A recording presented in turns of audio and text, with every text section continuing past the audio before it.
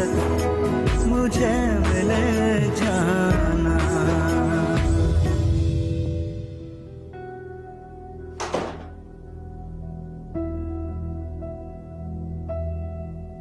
तहरीन, क्या बात है, तुमने मुझे ऐसे क्यों बुलाया यहाँ? दानियाल, सुंदर को पता नहीं क्या हो गया है। क्या हुआ है? कुछ कहा है उसने तुमसे? वो मुझसे अपना बाप मांग रही है। What? लेकिन क्यों कहा उसने ऐसा? मैं नहीं जानती, मैं बिल्कुल नहीं जानती। कुछ अनयूजुअल तो नहीं हुआ?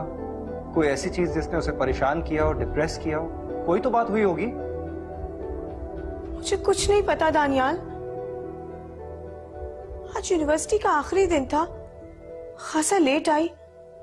पार्टी थी आज यूनिवर्सिटी में, उसे तो खुश खुश वापस आना चाहिए था। हो सकता है वहां पर कोई बदमजगी हुई हो, उसकी किसी से लड़ाई हुई हो। आई एम 100% श्योर वो उसी लड़ाई का गुस्सा तुम पे निकाल रही है। लेकिन दानियाल, उसने जिस अंदाज से मुझसे बात की है उसका ताल्लुक किसी लड़ाई, किसी तल्ख कलामी से नहीं है। वो निहायत रूडली मुझसे अपना बाप मांग रही थी।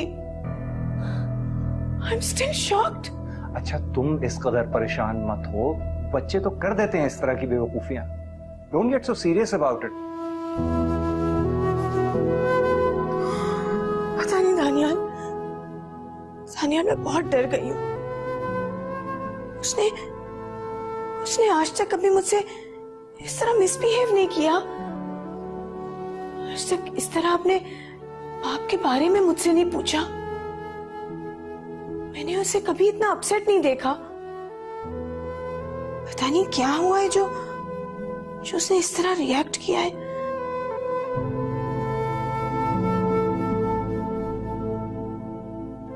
मेरी तो उससे बात करने की हिम्मत नहीं हो रही।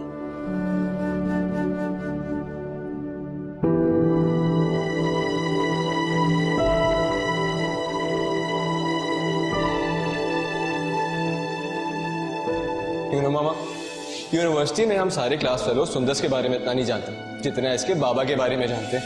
अच्छा, इतना प्यार है बाबा और बेटी में। क्या करते हैं सुंदर के बाबा?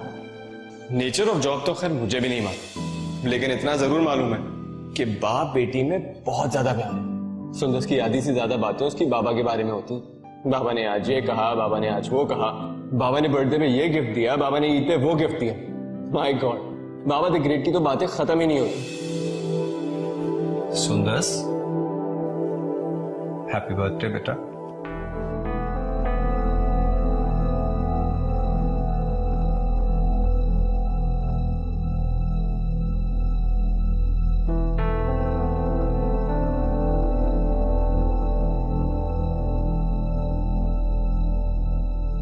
लगता है हमारी छोटी सी दोस्त का मूड खराब। खैरियत है? किसी से झगड़ा हुआ? कुछ कहा है किसी ने? नहीं दानियाल अंकल, ना ही किसी से कोई झगड़ा हुआ और ना किसी ने कुछ कहा है। अच्छा, अगर ऐसी बात है तो फिर चलो तुम्हारा बर्थडे सेलिब्रेट करते हैं। तुम चेंज कर लो, कहीं डिनर करके आते हैं। थैंक यू दानियाल अंकल, लेकिन मेरा बर्थडे सेलिब्रेशन का कोई मूड नहीं है। वैसे भी मैं बड़ी हो गई हूँ, कोई छोटी बच्ची नहीं हूँ। और ये केक, कैंडल्स और बर्थडे डिनर्स, ये सब कुछ मुझे मजीद बहला नहीं सकता। अच्छा, तो फिर तुम बता दो कि तुम्हें क्या चाहिए, मैं वो ला कर दे देता हूँ।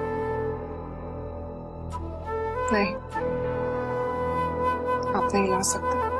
सुंदर, क्यों पहेलियां बुझवा रही हो? क्या मसला है तुम्हारे साथ? आप मुझसे ना पूछे क्या मसला है मेरे साथ। आप बेखबरी रहे तो बेहतर है। और वैसे भी आप जानकर करेंगी क्या? क्या कर सकती हैं आप मेरे लिए? कुछ भी नहीं।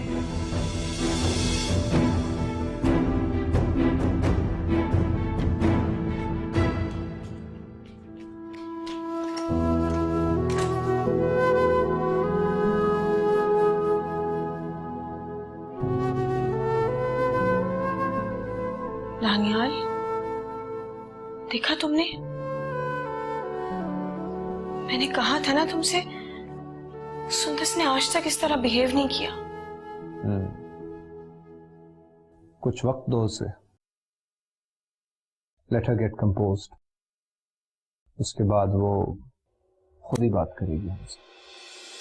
मात खाई है यूं मुकद्दर से, न मिले प्यार के सिले जाना। शामली छोड़कर चले गए, किसी को पता नहीं कहा। नजमा की शादी होने वाली थी, उससे भी मेरी बातचीत बंद कर दी गई। दादा को भी कई फोन किए, मगर लोग उनका नाम सुनते ही फोन काट देते थे। पता नहीं उनका क्या हाल किया होगा।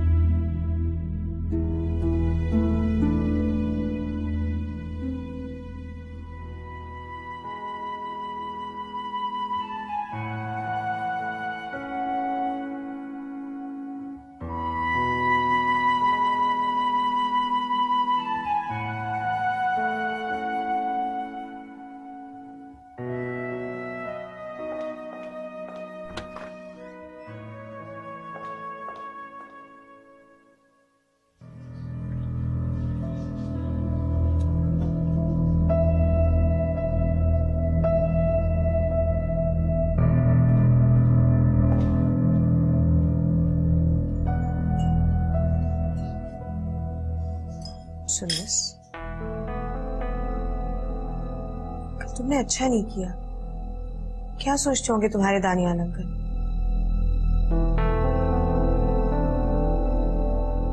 मामा वो कुछ भी सोचे, I really don't care. Sundas, तुम जानती भी हो कि तुम क्या कह रही हो?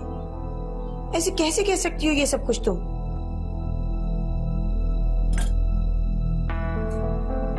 हर किसी की फीलिंग्स का ख्याल सिर्फ मैं ही क्यों रखूं? क्या कभी किसी ने मेरी फीलिंग्स के बारे में सोचा? बताएं? नहीं।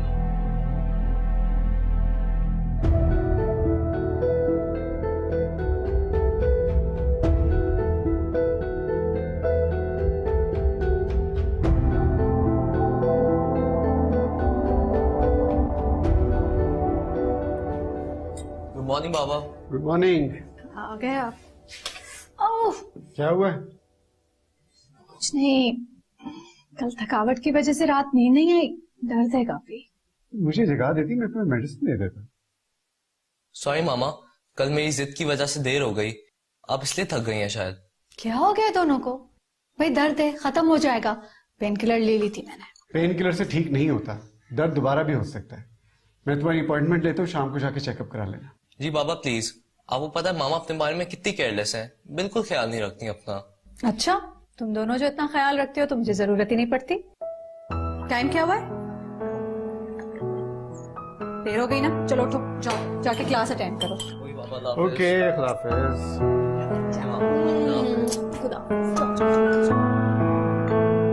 आज सारा दिन तुमने आराम करना है, घर के फालतू काम में अपना वक्त भी जाया करना, ठीक है? जी सुन लिया, नाश्ता करें आप।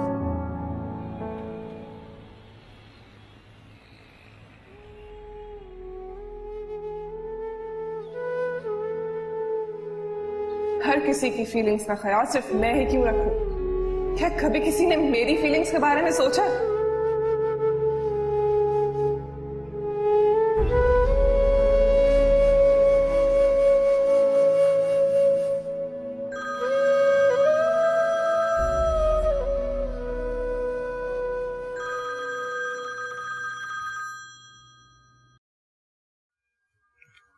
हेलो हेलो, अस्सलाम वालेकुम। वालेकुम अस्सलाम। आप तहरीम बात कर रही है ना? जी, आप कौन? मैं सायरा हूँ, हैदर की मदर। सुंदस ने आपसे जिक्र तो किया होगा मेरा? नहीं, सुंदस ने तो आपके बारे में मुझे कुछ नहीं बताया। आप कैसे जानती हैं सुंदस को? मैं सुंदस से मिलते ही समझ गई थी कि बच्ची बहुत शर्मीली और वफादार है। वो यकीनन आपसे बात करते हुए हेजिटेट हो रही होगी, इसीलिए शायद उसने आपसे जिक्र नहीं किया। दरअसल ये दोनों यूनिवर्सिटी में साथ पढ़ते थे और अब हैदर की ख्वाहिश पर मैं आपसे मिलना चाह रही हूँ। अच्छा अच्छा, मोस्ट वेलकम। लेकिन मैं एक दफा पहले सुंदस से इस टॉपिक पे बात कर लूं? जी बिल्कुल बिल्कुल, आप जरूर बात कर लें सुंदस से और अपने हस्बैंड से भी कर लें। मुझे सुंदस ने बताया था आपकी फैमिली के बारे में। मुझे बहुत खुशी हुई ये सुनकर कि आप लोगों के दरमियान बहुत मोहब्बत और अंडरस्टैंडिंग है। जी? जिन घरों में माँ बाप के दरमियान बहुत प्यार मोहब्बत और अंडरस्टैंडिंग होती है, उन घरों में सुंदर जैसी प्यारी बच्चियां ही पल बढ़ के जवान होती हैं। औलाद तो माँ बाप का अक्स ही होती है और सुंदर बहुत लकी है, उसे माँ और बाप दोनों का प्यार मिला। मेरा हैदर तो बहुत छोटा था जब उसके पापा की डेथ हो गई थी। जी जी, मैं आपसे फिर बात करती हूँ। जरूर जरूर, मैं इंतजार करूंगी। आप अपना ख्याल रखिएगा। खुदा हाफिज। खुदा हाफिज।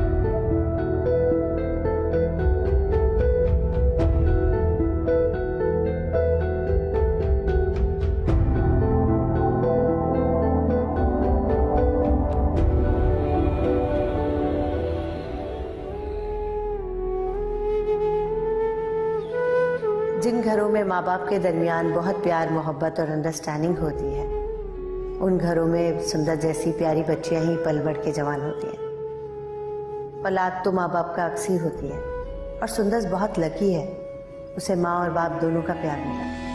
मात खाई है यूं मुकद्दर से। आप मुझसे ना पूछे क्या मसला है मेरे साथ। आप बेखबरी रहे तो बेहतर है। और वैसे भी आप जानकर करेंगे क्या? क्या कर सकती हैं आप मेरे लिए? जाना जिसकी खातिर मिटा दिया खुद को। मुझे मेरा बाप चाहिए, दे सकती हैं आप। उसको हमसे रहे गिले जाना। जी मामा, क्या कह रही थी आप? हैदर, मुझे ऐसा महसूस हो रहा है जैसे सुंदस की मदर मेरी बात सुनकर कुछ परेशान सी हो गई। बेटा, कहीं ऐसा तो नहीं कि हम कोई गलती कर रहे हो? तुमने सुंदर से अच्छी तरीके से बात कर ली थी ना? कहीं ऐसा तो नहीं कि वो कहीं इंगेज्ड हो या फिर उसकी फैमिली में कोई और मामला चल रहा हो? नहीं मामा, ऐसी कोई बात नहीं। मैंने पूछ लिया था सुंदर से। एक्चुअली बात बताऊं क्या है, ये जो सुंदस है ना, बहुत ही ढीठ किस्म की लड़की है। सुस्त रफ्तार, कछुए जैसी। अगर वो ऐसी ना होती ना मामा, तो मैं उसे ये सारी बातें बहुत पहले कर चुका होता। उसका रवैया ही कुछ ऐसा कि किसी को उस तक पहुंचने में खासा टाइम लग जाता है। अच्छा हुआ कि आपने उसकी मदर से बात कर ली, वरना वो काहिल लड़की अपने पेरेंट्स को ये बात ना बताती और एक आधा साल और लग जाता। तुम कुछ भी कहो, सुंदस मुझे बहुत अच्छी लगी। उसका शर्मीलापन, उसकी संजीदगी बहुत पसंद आई मुझे। आजकल ऐसी लड़कियां मिलती ही कहाँ हैं? सोशल मीडिया ने, इलेक्ट्रॉनिक मीडिया ने आजकल की लड़कियों को बेबाक और खुदसर कर दिया है, वैल्यूज ही खत्म कर दी। आप बिल्कुल ठीक कह रही मामा। पता है, हमारी यूनिवर्सिटी में सारे टीचर्स उसके लिए ऐसे ही कमेंट्स देते, सारे क्लास फेलोज उसकी इज्जत करते, हर किसी की नजर में उसका एक अच्छा मुकाम है। उसकी इन्हीं बातों ने मुझे बहुत मुतासिर किया और शायद यही वजह कि उसको मैंने अपनी जिंदगी में शामिल करने का फैसला किया। मेरे बेटे हो ना, तो तुम्हारी सोच मेरी सोच से मुख्तलिफ कैसे हो सकती है?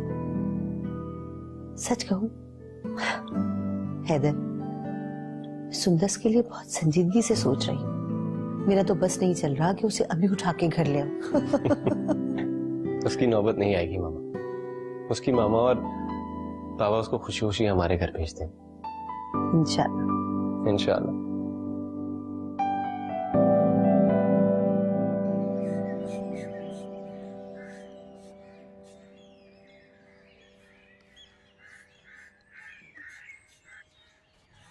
सुंदस, ये हैदर कौन है? मेरा क्लासमेट है। उसकी मामा का आज फोन आया था। आया होगा, वो उन्होंने आपका नंबर लिया था मुझसे। आई थिंक वो हमारे घर आना चाह रहे हैं तुम्हारा प्रपोजल लेकर। आप उन्हें मना कर दें और कहते हैं कि घर आने की कोई जरूरत नहीं है, नहीं प्रपोजल आने की। लेकिन क्यों बेटा? एक ना एक दिन तो मुझे तुम्हारी शादी की बात कहीं ना कहीं तो चलानी है। अच्छा ये बताओ हैदर कैसा लगता है? अच्छा है, बहुत अच्छा है। और उसकी मदर, फैमिली बैकग्राउंड? मामा सब अच्छा है, उन लोगों में कोई बुराई नहीं है, कोई खामी नहीं है। अच्छा तो फिर हम इस संडे को उन्हें खाने पे बुला लेते हैं। नहीं, आप ऐसा कुछ नहीं करेंगी। मैं नहीं चाहती कि कोई भी हमारे घर आए। लेकिन बेटा, ऐसी कौन सी बात तुमने उनसे कही है जो तुम्हें इस तरह खौफजदा और छुपने पे मजबूर कर रही है? मामा प्लीज इस बात को यहीं खत्म कर दे। मैंने आपसे कहा है ना। किस किस बात को खत्म करूंगी मैं? मुझे कहीं ना कहीं तो तुम्हारी शादी करनी है एक ना एक दिन। कि मुझे नहीं करनी शादी, कभी भी नहीं करनी, किसी से भी नहीं करनी। कोई रीजन तो होगा? हाँ रीजन है, लेकिन मैं आपसे डिस्कस नहीं करना चाहती। तुम डिस्कस ना भी करो तो मैं जानती हूँ कि मामला क्या है। तुमने उन लोगों से ये बात कही है ना कि तुम्हारे मामा और बाबा एक छत के नीचे बहुत खुशहाल जिंदगी गुजार रहे हैं, और अब यही बात छुपाने के लिए तुम मना कर रही हो कि वो लोग यहाँ ना आए। How ridiculous! तुम्हें क्या जरूरत थी ऐसी बेवकूफाना और बचकाना हरकत करने की? ये जानते हुए भी कि हमारी जिंदगी में तुम्हारे बाप का खाना खाली है, तुम्हें क्या जरूरत थी झूठ बोलने की? मैंने बाहर लोगों से जो कुछ भी कहा है या जो कुछ भी जाहिर किया है वो सिर्फ अपनी जात तक किया है। इसके लिए आपको परेशान होने की कोई जरूरत नहीं है। और कितना आसान है ना आपके लिए कह देना कि हमारी जिंदगी में मेरे बाप का खाना खाली है, लेकिन मेरे लिए ये कहना और मान लेना ना कभी आसान था और ना कभी होगा। बाबा के जो भी इश्यूज थे मामा, वो सिर्फ आपके साथ थे। आपने उन्हें छोड़ दिया, वो भी इतनी आसानी से। बाबा के मेरे साथ कोई इश्यूज नहीं थे। आपने मेरी जिंदगी का इतना अहम खाना इतनी आसानी से खाली कर दिया मामा। ये बात मैं कभी समझ नहीं पाऊंगी। बाहर के लोगों से अपने घर, अपनी फैमिली, अपने बाप के बारे में झूठ बोलकर मैंने बेवकूफी की है ना, तो हाँ की है, लेकिन उसमें आपका कोई नुकसान नहीं हुआ। काश मैं आपको बता सकती कि आपने मेरा कितना बड़ा नुकसान किया है।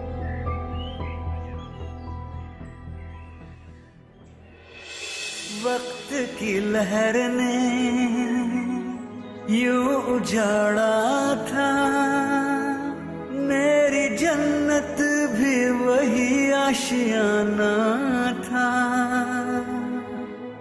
ये असासा था जिंदगानी का, टूटने से इसे बचाना था। इसमें रुखसत मुझे मिले जाना,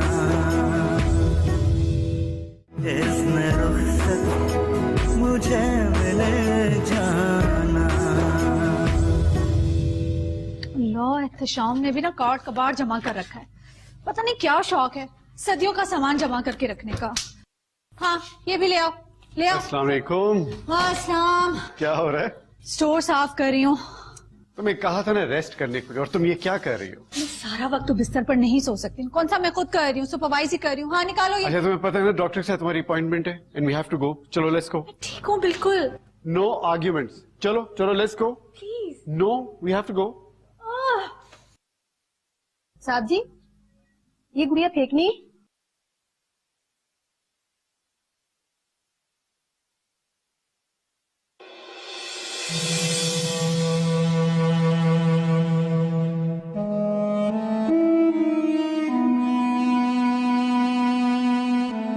इसको यही कहीं संभाल के रख।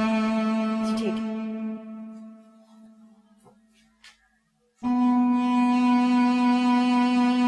दानियाल, मुझे कभी अंदाजा ही नहीं हुआ कि ये सब कैसे हो गया। और अब जबकि अंदाजा हुआ है तो मैं अपने आप को इस कदर बेबस और मजबूर तस्वीर कर रही हूँ कि क्या बताऊं। काश इस वक्त बाबा जिंदा होते, कम से कम मैं उनके कंधे पर सरक कर रो तो लेती, अपना दिल का बोझ तो हल्का कर लेती। अच्छा इतना परेशान मत हो, अकेली नहीं हो तुम, मैं हूं ना तुम्हारे साथ। तुम समझ नहीं रहे, ये मामला बहुत नाजुक, बहुत हसास है। मेरे ख्याल में तुम नहीं समझ रही हो कि ये मामला क्या है। तुम इस बात को ज्यादा महसूस कर रही हो क्योंकि तुम उसकी मां हो। मैं अगर इस सिचुएशन को एज एन आउटसाइडर देखूं तो मुझे ये इतना बड़ा मसला नहीं लगता। ब्रोकन फैमिलीज के बच्चों में नफ्सियाती मसाइल तो होते ही रहते हैं, कभी कम कभी ज्यादा। मुझे लगता है मुझे उससे बात करनी चाहिए। नहीं, मुझे नहीं लगता कि वो किसी से बात करने के मूड में है। गलत समझ रही हो तुम। मेरे ख्याल में उसे इस वक्त किसी सहारे की जरूरत है। हो सकता है वो किसी से बात करना चाहती हो मगर कर नहीं पा रही हो। लेट मी टॉक टू हर।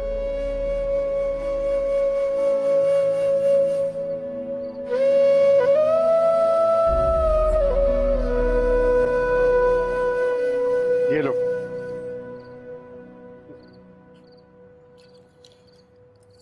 सुन लिया ना डॉक्टर ने क्या कहा है तुम्हें?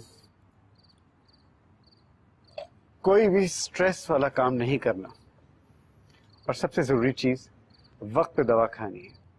तुम औरतें दवा खाने में इतनी चोर क्यों होती हो? दुनिया भर का काम कर लोगे लेकिन दवा वक्त पे नहीं खाओगे।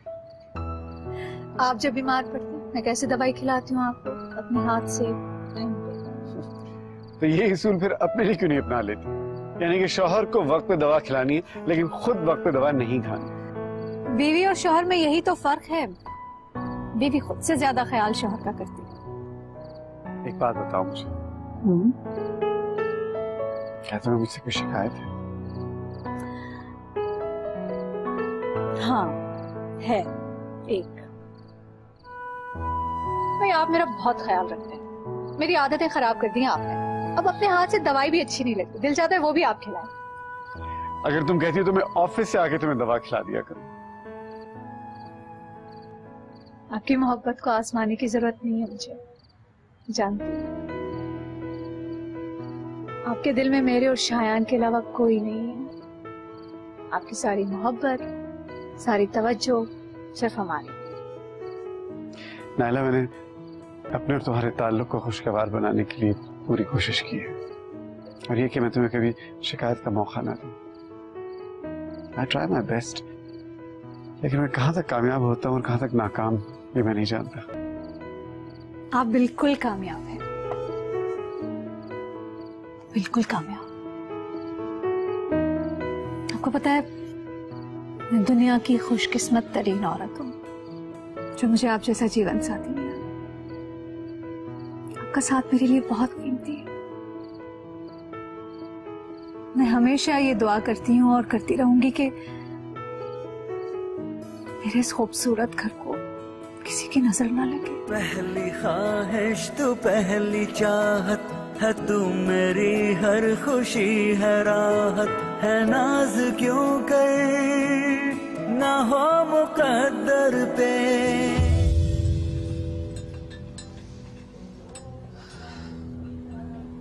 तानिया अंकल, आप मुझे इस तरह यहाँ क्यों लेकर आए?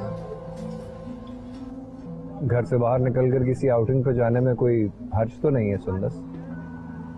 और आज से पहले तुमने कभी ये सवाल नहीं किया मुझसे कि हम किस लिए बाहर आए हैं, तो फिर आज ये सवाल क्यों? क्योंकि मैं जानती हूँ आपका मुझे आज इस तरह यहाँ लाना, उसके पीछे कोई बात जरूर होगी।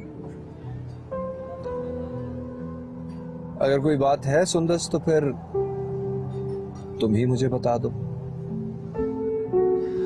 प्लीज दानी अंकल, आप मुझे इस तरह फोर्स नहीं कर सकते।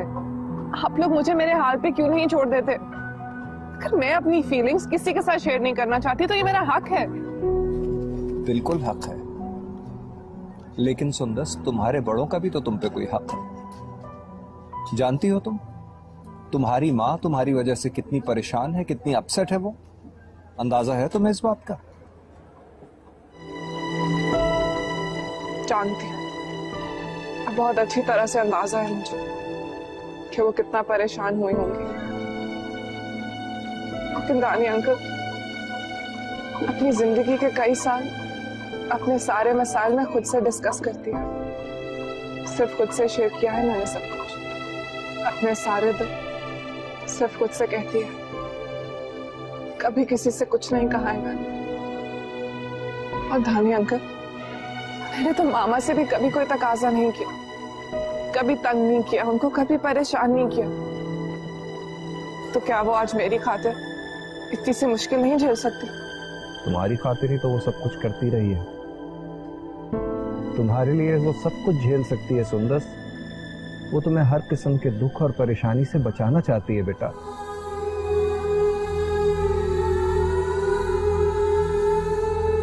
बहुत कोशिश के बावजूद वो ऐसा नहीं कर सके।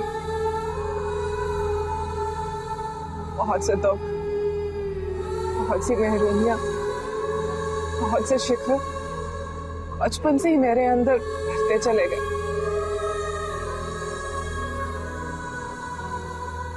मैं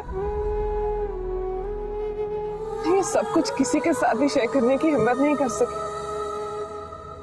मुझसे कहो, तुम्हारे दिल में जो भी बात है तुम मुझसे शेयर कर सकती हो। तुम अपने दानियाल अंकल पे मुकम्मल एतमाद कर सकती हो बेटा।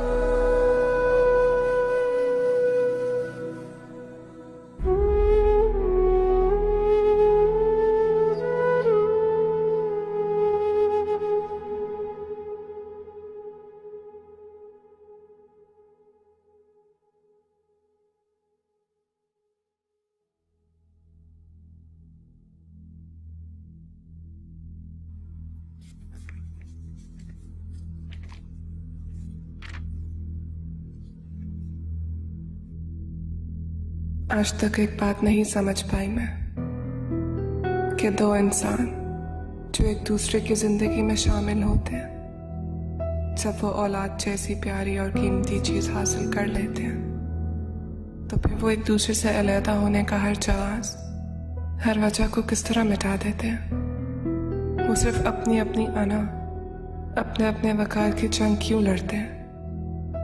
वो अपनी औलाद की खुशी, उसके मुस्तकबिल को, उसके आइंदा आने वाली जिंदगी को मद्देनजर क्यों नहीं रखते? जब किसी बच्चे के पेरेंट्स अलहदा होते हैं तो वो उसे फॉर ग्रांटेड क्यों लेते हैं?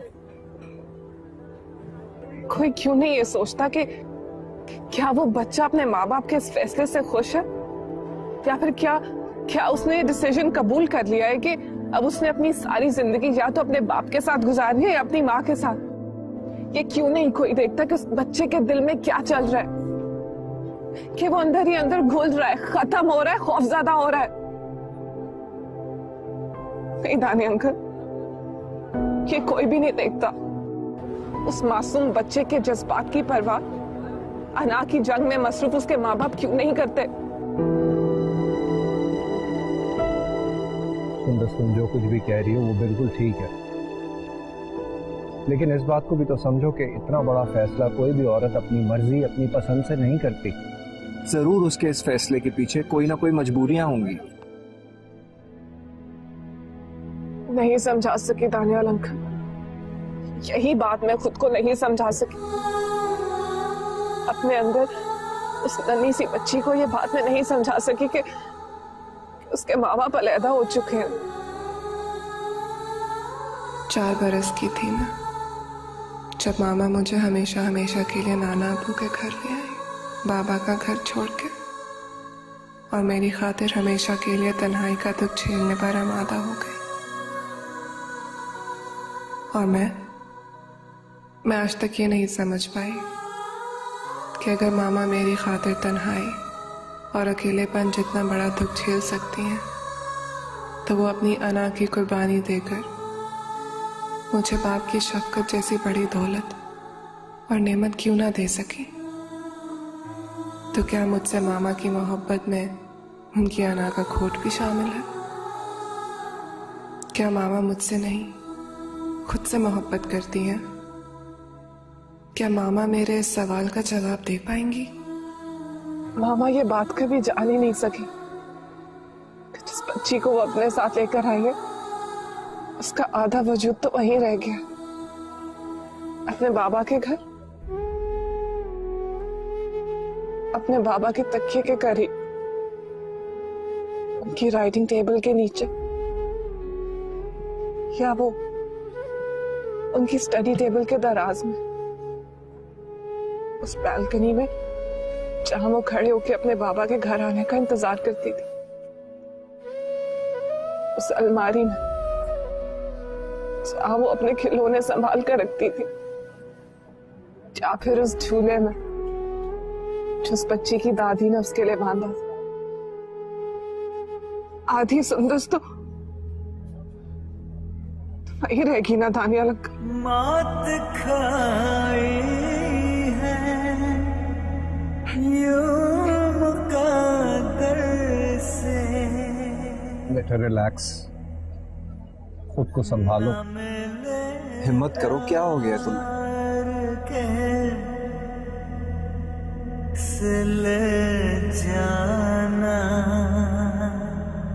मामा ने तो नाना अबू का सहारा लेकर सब कुछ कहकर आंसू बहाकर अपना कैथारसिस कर लिया, लेकिन इस घर में एक खौफ सदा सहमी हुई नन्ही सी बच्ची को अपना कैथारसिस करने के लिए ना तो आंसू मिले, ना अल्फाज, ना किसी का कांधा, ना किसी की हमदर्दी। तो सुंदस अपना दुख किससे कहती, सुंदस किसे बताती? उसे बाबा याद आ रहे हैं, उसे अपना झूला, अपनी अलमारी, अपना कमरा, अपने बाबा की गोद याद आ रही है। सुंदस ने वो सब कुछ सिर्फ अपने आप से कहा, अपने दुख, अपनी महरूमी अपने आप से शेयर की। सुंदस कब एक नए रास्ते पर चल निकली, उसे खुद पता नहीं चला। खो गई जिंदगी जीऊं कैसे, ज़ादेरा लुट गया है राहों में, आज भी दूं सदा पुकारूं मैं।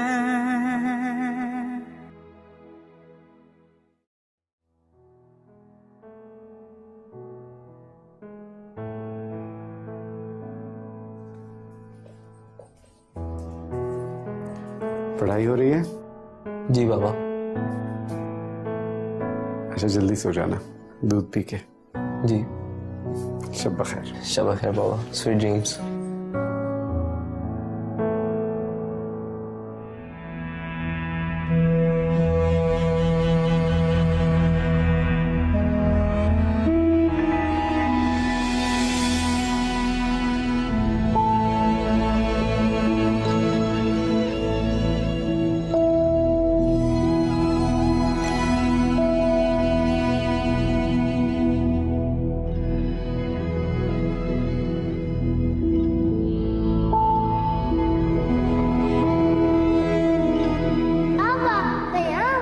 पहली ख्वाहिश तो पहली चाहत है, तू मेरी हर खुशी है राहत है, नाज क्यों कर ना हो मुकद्दर पे, साथ तू है तेरी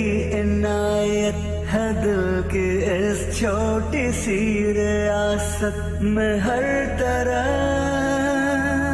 तेरी बादशाहत है, अब किसी से नहीं गिले जाना, इसने रुखसत नहीं मिले जाना। छोटी सी सुंदस जो आज भी मेरे अंदर कहीं ना कहीं मौजूद है, मुझसे हमेशा कहती रही कि ये बात किसी से मत कहना, तुम्हारे बाबा तुम्हारे साथ नहीं रहते, वरना ये दुनिया तुम्हें डराने लगेगी। तानी अंकल, किसी को ये ना बताना कि तुम्हारी मामा तुम्हारे बाबा को हमेशा के लिए छोड़कर तुम्हारे नाना अबू के घर चली आई थी। किसी को ये ना बताना, क्योंकि सब तुम्हें ताने देंगे, बातें सुनाएंगे, मजाक उड़ाएंगे। तानी अंकल, मैंने मामा और बाबा की अलहदगी की बात कभी किसी से नहीं कही, ना स्कूल में, ना कॉलेज में, ना यूनिवर्सिटी में। मैंने कभी किसी से कुछ नहीं कहा। सबको हमेशा यही बताया कि हम सब साथ रहते हैं, that we're a happy family। तानी अंकल, मैंने कभी दोस्त नहीं बनाया, कभी भी किसी को अपने करीब नहीं आने दी, कभी किसी को अपने घर का रास्ता नहीं बताया मैंने, सिर्फ और सिर्फ वो खुशी पाने की खातिर जो मुझे अपने मामा बाबा का जिक्र करने से मिलती थी।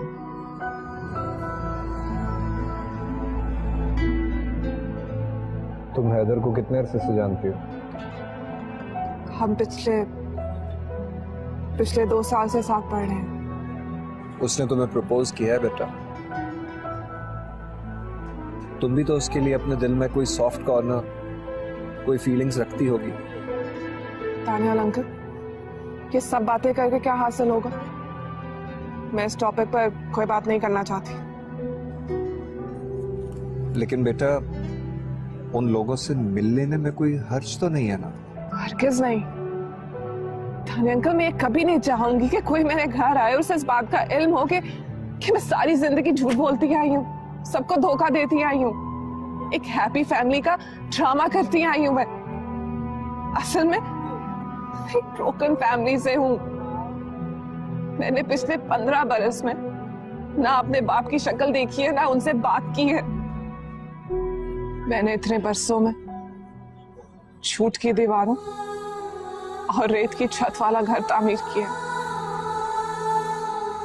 और मैं अपने इस झूठे मकड़ी के चाले जैसे घर में बहुत खुश हूँ, बहुत खुश। तानिया अंकल, मैं नहीं चाहती कि कोई इस घर पे दस्तक दे और मेरा ये घर टूट जाए। आप प्लीज मामा से कह दीजिएगा कि वो ऐसी कोई कोशिश ना करें जिसकी वजह से मैं कभी खुद से नजरें ना मिला सकूं।